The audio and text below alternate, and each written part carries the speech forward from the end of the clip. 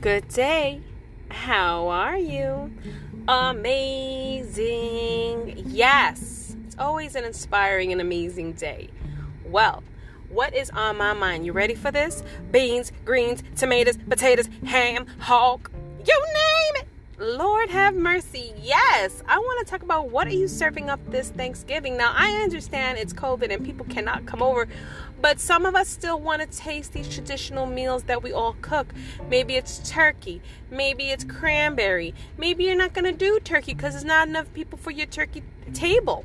No matter what your tradition is, I want to talk about it. So why don't you stay tuned and we'll get right into it.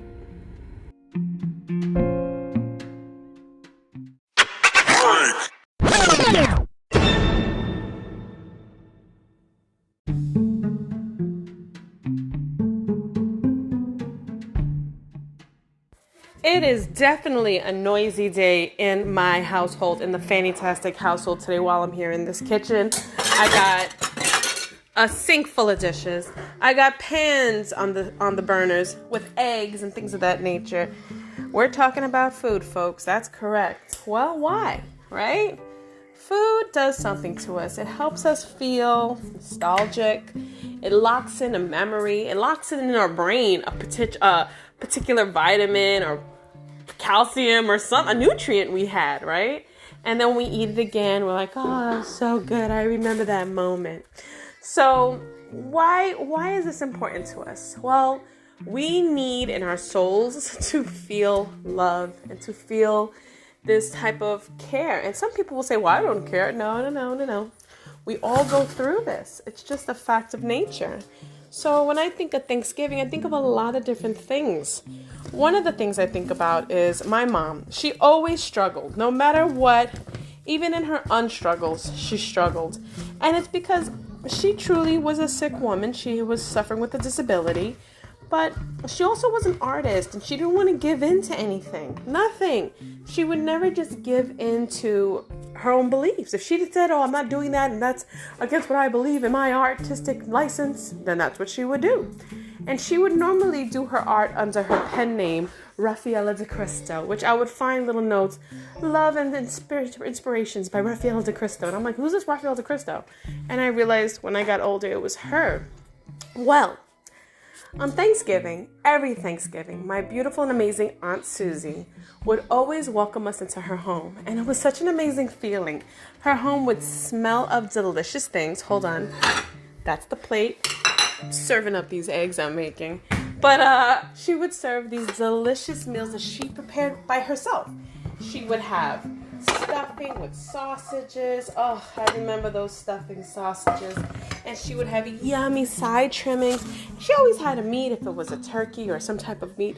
And it was always delicious. And her recipes were, I think a lot of her recipes were her own. And a lot of them maybe were traditional or family down the line. And remember, back in those days, you couldn't just Google up a recipe. So you really had to be right with it.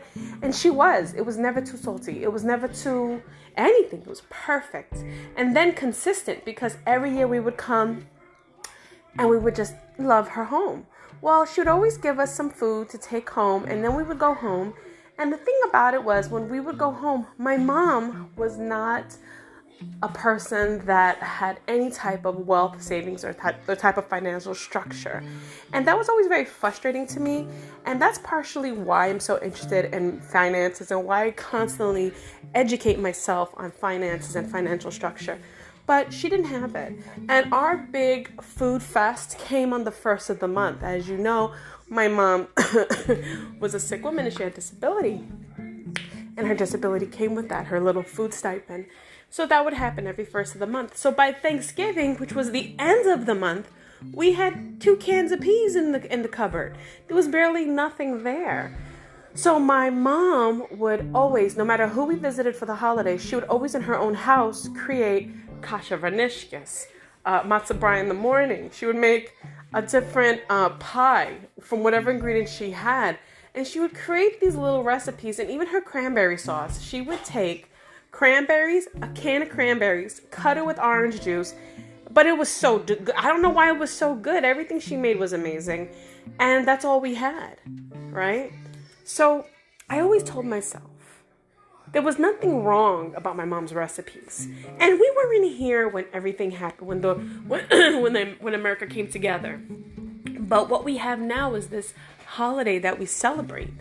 And I can't let go. You know, she's been gone a long time, 20 years, and I can't let it go. So what I do, and actually, I remember being freezing cold in my house or not having something as a child. I remember saying to myself, when I become an adult, everyone's going to eat Thanksgiving in my house. And I used to always say that to myself.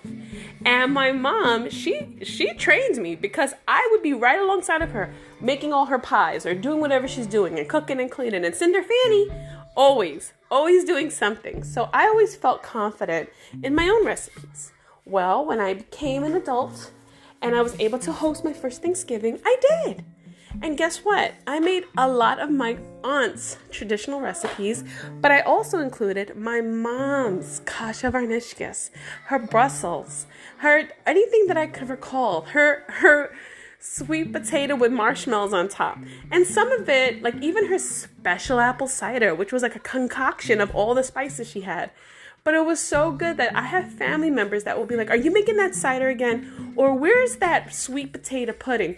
And it's so weird the way it's concocted, but it's just delicious. And so I love hosting. So we're in a pandemic. Isn't it a little petty of me to be like, oh, well, what about Thanksgiving and the children? Well, no, it's not. It's because that is what's hitting these strings in our heart's chord of life. That we need to feel this love that we don't have right now. Like, I want to just go up to my cousins and hug them and give them a good slap on the back of the head and go to my little baby nieces and nephews and just love everybody. There was a couple times that I didn't host and some parts of my family hosted, and those also hold dear my heart as nostalgic memories that we like to reminisce upon. When we need that memory, we pull to it, and it helps us feel that love. But here's the thing. There's something in the world going on right now that we need to face. And I ask that you face it by making a small little preparation in your home, so you'll have that left over in the morning. But so that you have someone to look forward to in the morning, that you keep it virtual. So much is going on. I'm so afraid. But I'm not. I feel we'll get through this all.